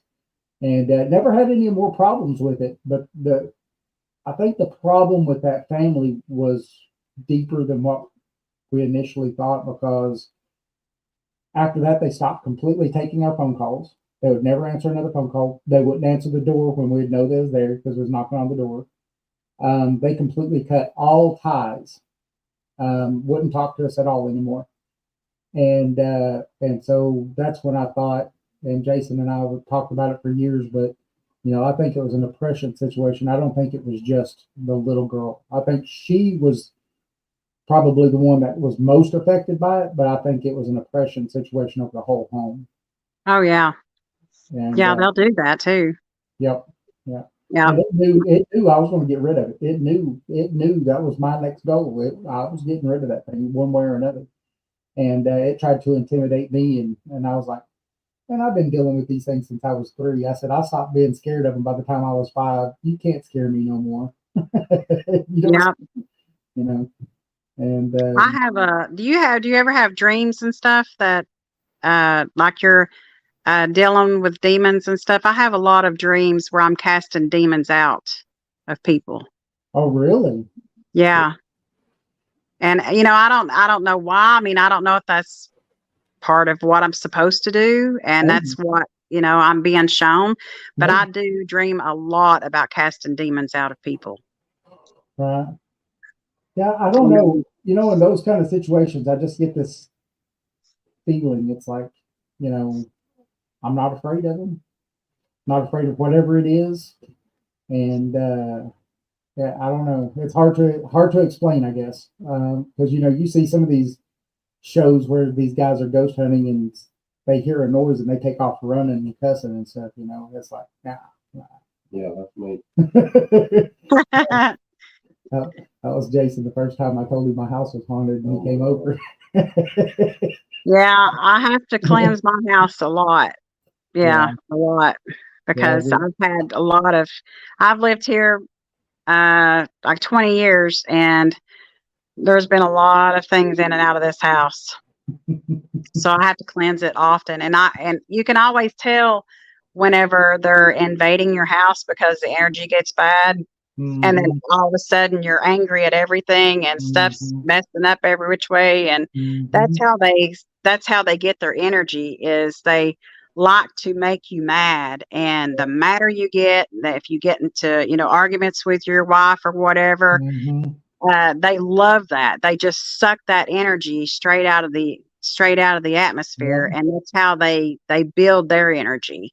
that's what I You call know, them, as vampires, because that's what I believe, is that they suck that out of you, right? And they're like vampires. They attach to you, and they suck all that stuff out of you.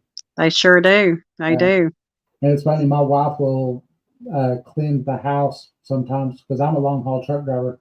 So she'll do that and won't even tell me. And I'll come home from being gone for a week or so, and I'll walk in the door and I can feel it.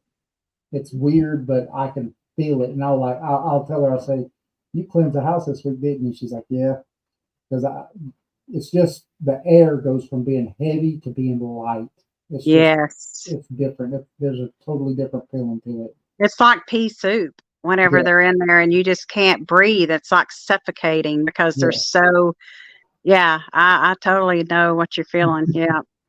And it's a lot different whenever you go through and cleanse the house. Yes, absolutely.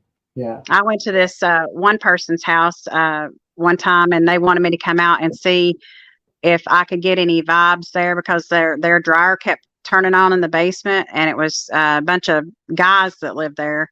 And so I went over to their house and there was a very evil demonic presence in that house. And they kept teasing it, you know, and I'm like, why are you doing that? I said, you don't need to do that. And I was standing at the top of the stairs. You come in the door, and it's one of those houses where you've got the railing as soon as you come in the door, and then the stairs go down. Mm-hmm. Well, I was standing at the railing, and he came running up. He was down there, you know, yelling at it and stuff.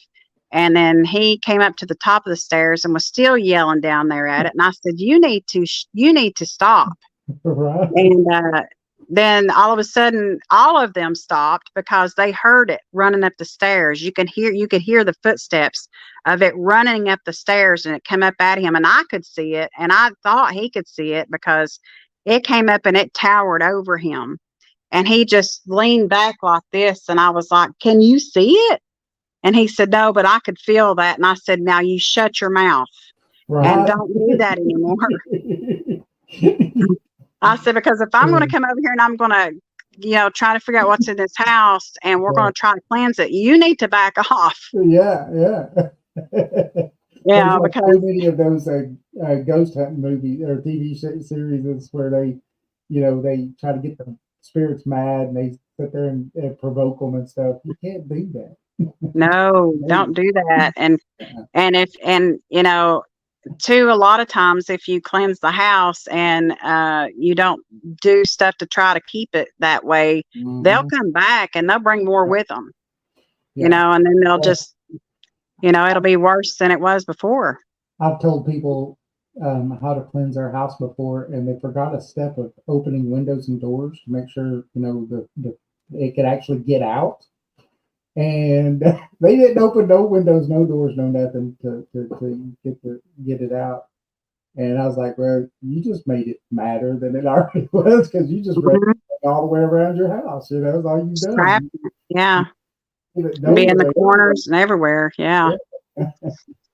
Yeah. So they're like, oh, you're supposed to open windows and doors? I said, yeah, I thought that was, you know, implicit, but okay. We'll make this rule number one first, open windows and doors. Yeah, there's yeah, you don't mess with it. You don't people don't understand that. People think that it's a joke or that it's not real and they're just like, you know, messing with it, but it's a true entity. They don't realize it, you know, and a lot of and that's another thing with like Christians and stuff.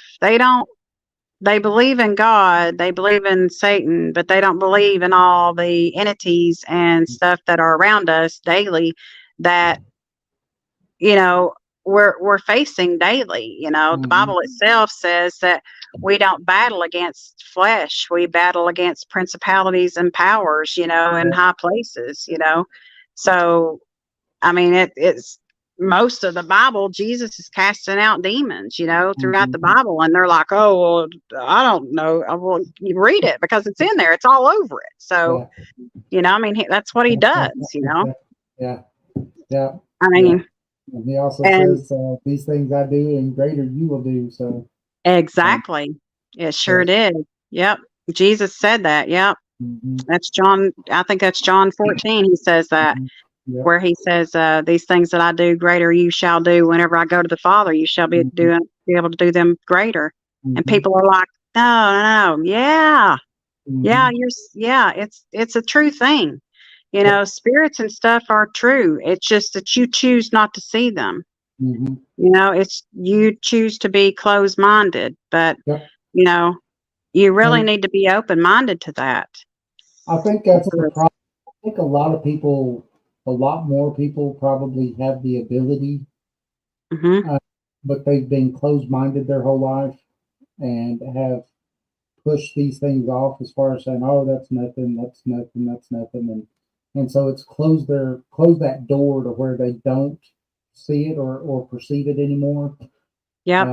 But I really do think that a lot of people have it, and I think there's a lot of people that were like I was for years and years and years that have it, and just like, I ain't saying nothing. I ain't Yeah. gonna medicate me. Yeah, they're scared to speak of it because they, like us, they're afraid that they're going to be ruled as a nut job or whatever. But, I just got to the People look point at where, you and roll their eyes, like, oh, there yeah, they go again. and they do. They look at you like you're a freak, Yeah, yeah. I've had so many people come by me and, at work, I actually got in trouble several times at work where I used to work because I used to read for people.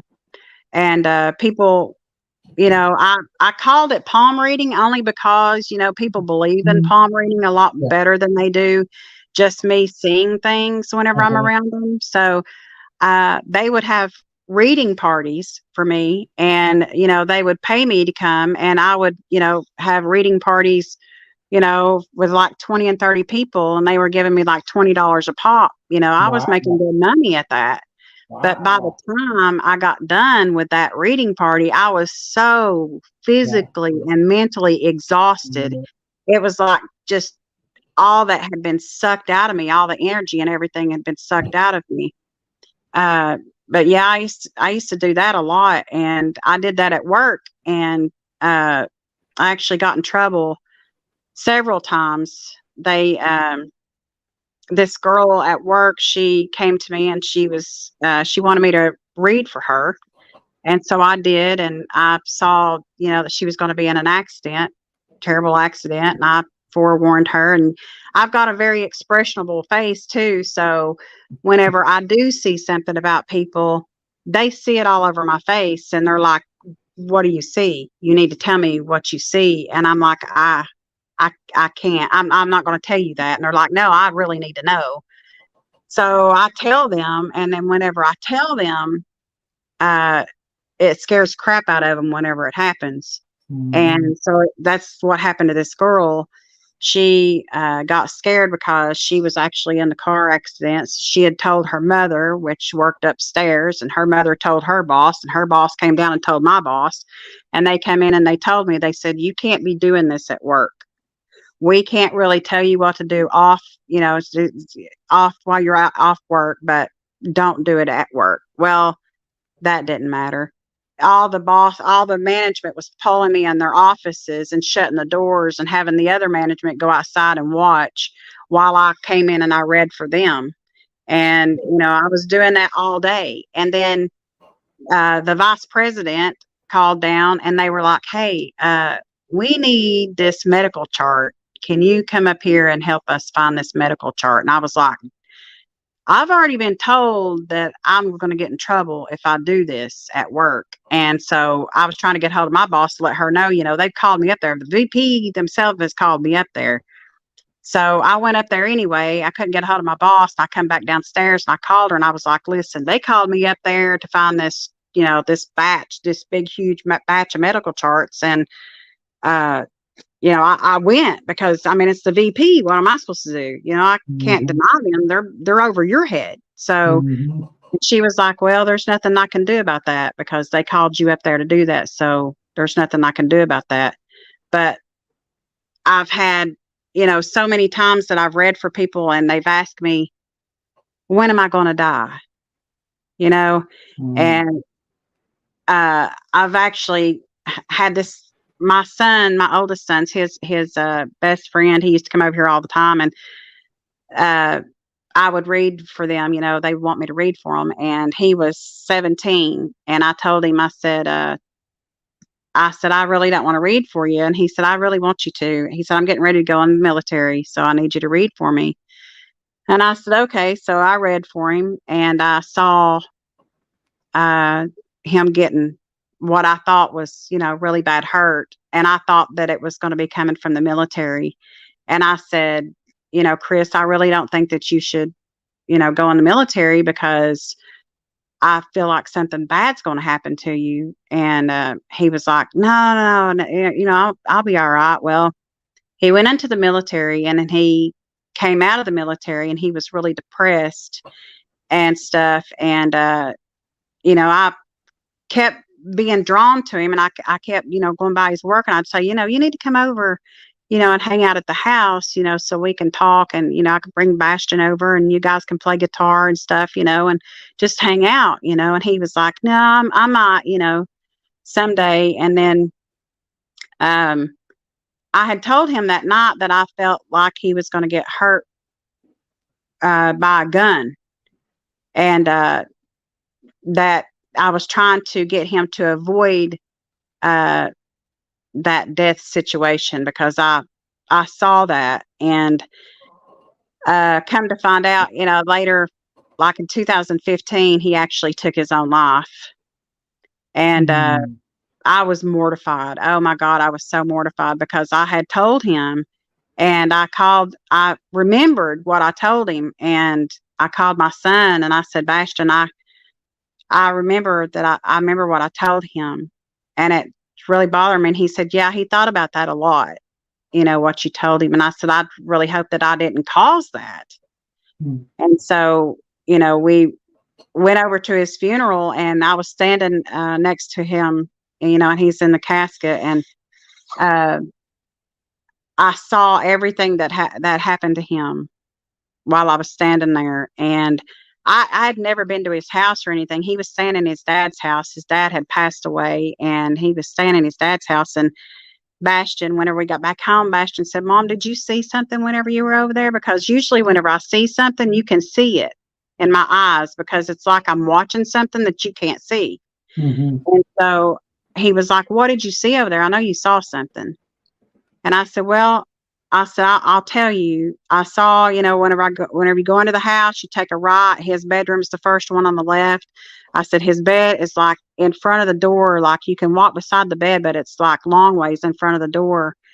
And I said, the dresser's at the foot of the bed, and it's the amber, the light in the room is amber, and it's coming from a lamp that's on the other side of the door, like those, or like on the other side of the bed, like those amber lamps that they had back in the 70s that would light up at the bottom and light up, at the top, and you could flip it back and forth.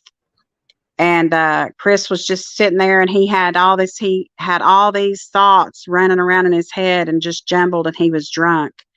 And then I saw him lift the gun up and put it in his mouth and take his own life. And it really bothered me so bad.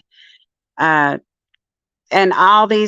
that's the thing, is all these people that I read for, and I told them this stuff, it's come back to haunt me, because they've actually came back and said, hey, what you told me has come to pass.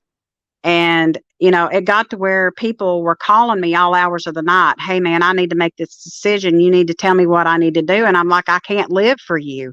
You're going to have to make these decisions on your own. All I can do is give you what I see. You can't rely on me.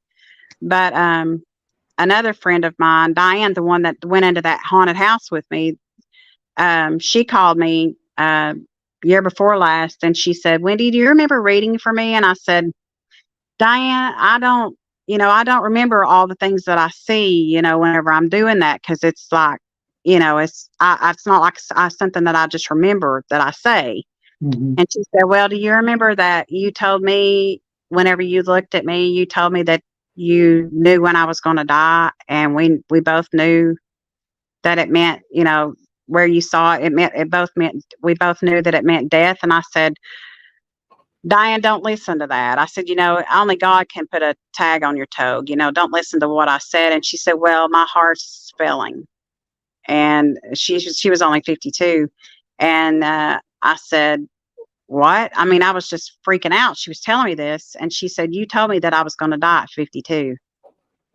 And I said, don't listen to that. Well, the next week, her husband found her unresponsive, and she died. And that stuff haunts me so bad. And people still to this day, because I've done so many readings, people still to this day will see me out in public, and they'll be like, hey, you read for me. And I still think about what you said. And I'm like, please don't. You know, just don't think about what I said. And they're like, how can I not? You Right. know, everything that you've told me has come to pass. And I'm, you know, it's freaky and it's like a curse. You know, I used it for that, and it's really a pain, a thorn in the side, you know, having that. So I know how you feel. It's a heavy thing that you have to carry around all the time, seeing stuff like that. Yeah, and I've not got a tenth of what happens to you or what you have, you know. I mean, so I couldn't even imagine. That's amazing. Yeah. That's what I just have to say. It's amazing. Do you have like a page or a website or anything you want to give out? The only thing I have is like my YouTube, and it's just Wendy Armes, aka Featherfoot. Featherfoot's an Indian given name that my parents gave me. Man, I've got some big stuff. I've got some Bigfoot stuff on there, and there's some things on there that I've went on there and I've talked about visions and stuff that I've seen. But other than that, I've not really. My son's supposed to be setting me up something to where I can actually have a podcast. So I don't know. That may be coming in the future. That'd be awesome. I know you have some good information. What would you tell somebody that was like you when you were young and people was persecuting you for this? What would you tell them? I would tell them to don't be so hard on themselves and don't listen to what everybody's got to say about you, because they don't know. There's so many things out here that we don't know and we don't have an explanation for. Mhm. And I mean, if anybody believes in God and they want to find out just why they have, you know, gifts and stuff, it's all in the Bible if they wanted to read that. And because it explains a lot, you know, because the Bible is, you know, a living thing.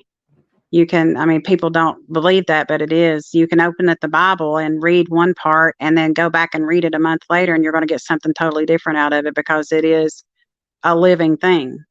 And I didn't know that. And prophecy is like 70 to 80% of the Bible. It's all prophecy. Mhm. And, you know, I've dealt with a lot of prophecy in my life. And, you know, so, that's the reason why, you know, I used to know myself. I used to call myself a medium, but I don't really know if that's what that is, because there's so many different levels to what I have. And I have had ministers call me a prophetess. And so I was like, don't call me that. I don't know what that is. But then you know, go back and you read in the Bible where Jesus comes up to the woman at the well, and he's telling her, you know, all the things that she's done and stuff. And she says, I see that you're a prophet. And he says, I'm so much more than a prophet, you know. But a prophet does that, you know, sees all these things and stuff. So, I don't really know what that is, but anybody that's experiencing this, don't let it drive you crazy, and don't let it take over your life, but have an open mind, and don't take what everybody else says to heart. Let it roll off your back, because they don't know. They have no idea what it's like to be you and be all inside all that. And, you know, there's a lot of people out there that think that, you know, you need to go to therapy and go to all these psychiatrists and stuff and be loaded up on all these drugs and stuff to try to get rid of that. But a lot of these people too, that I think that they've been told they're schizophrenic, are probably not. Yeah. They're probably seeing true things, Yeah. and they're being, you know, freaking fried for it. You know what I'm saying? So Yeah. Yep. I do think that. Yeah. Well, we're about to run out of time here, so we want to thank you for coming on the show and Sure. telling us your experiences. It was amazing. Yeah. Yes, thank you very You need much. to write a book. Well, you're welcome. Thank you for having me. All right. Like I said, you can next week. I'll send you the link for the radio, and you can hear it on the radio next Saturday. Okay. But we really appreciate you coming. Definitely. Thank you, Cool. Wendy. You're welcome. Anytime you. y'all want to have me back, I'll come back. I got Yes, more ma'am. stories. Oh, we love You need stories. to write a book. Yes. Yeah, I've been told that. All right. Thank you. Thank you, Wendy. Thank you. Y'all have a good one. Yes, ma'am. You too. Bye. That was fantastic. It was Oh, great. oh Lord, that was fantastic. Wendy Ward Armes. She has a YouTube channel, and go check it out. She said she has some Bigfoot stuff on there too. I'm sure it's with Matt, yeah. it's with their mutual, thing, but that'd be pretty cool. It would. Her being able to feel like Bigfoot and all that stuff, that's pretty amazing, isn't it? Yeah, that's kind of goes. That goes with our woo. Woo. That hits that woo factor. And what's cool about it is I wanted to ask her if she thought it was living, flesh and blood, but I think it is, but I think it's something else too. Mhm. Well, and the Native Americans talk about that, right? They Yeah. talk about that it is, but at the same time, it has the ability to do all these other things too. So, yeah, this was a good show. It was. I'm really amazed. Oh, listen.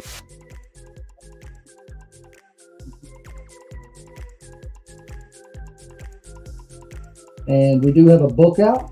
You can find it on Amazon. It's East Tennessee Hauntings and Lore. Remember, it's called East Tennessee Hauntings and Lore. And if you're looking to find us, you can do that at paranormal411.org. Paranormal 411 on Facebook, YouTube, and Twitter. Every Saturday night, 10 p.m. Eastern Standard Time, we're on WDJY-FM. You go to WDJYFM.com to listen to us. And if you're in the Metro Atlanta area, that's 99.1 FM, right, Jason? 99.1 FM. That's right, WDJY. We're also on all of your favorite podcast platforms. And Join us. we're on Subspace Radio. And also on Subspace. I'm going to have to add that to my notes. Subspace Radio, was that Monday? Mondays at 7. 7 to 9? Yes, and then I think it plays. They randomly episodes play of us. the week. Yeah. So definitely check us out there. Hey, and go to our YouTube channel and subscribe. And Like it. Subscribe it. leave us a comment. Hey, and if you like watching us live, then you can also hit that notification button. You get that notify you as soon as we go live. So, and you can Alright. listen to this awesome bunch of as you're leaving. Yes. So we'll see you next time on Paranormal 411. Happy night. Good night.